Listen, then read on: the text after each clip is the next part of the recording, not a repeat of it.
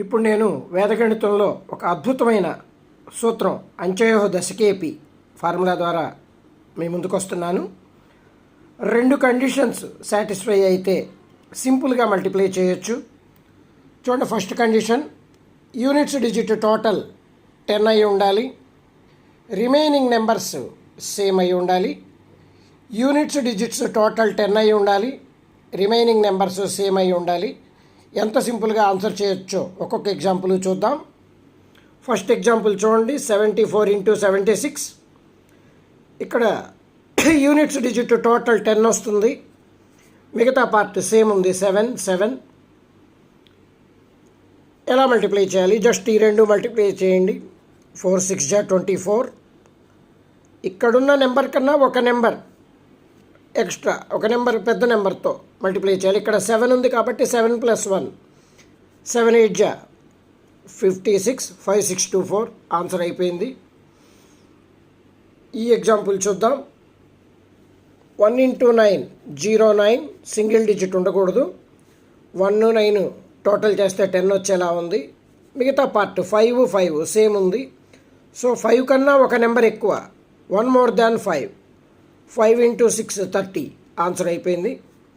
ఈ ఎగ్జాంపుల్కి చూద్దాం.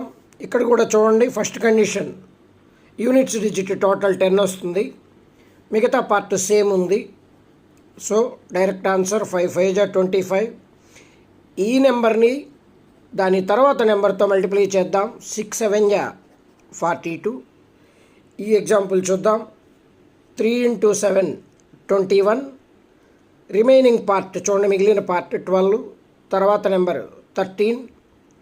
12 × 13 156. ఇక్కడికి వద్దాం. 2 × 8 16. ఇక్కడ ఉన్నది 26, తర్వాత నెంబర్ 27.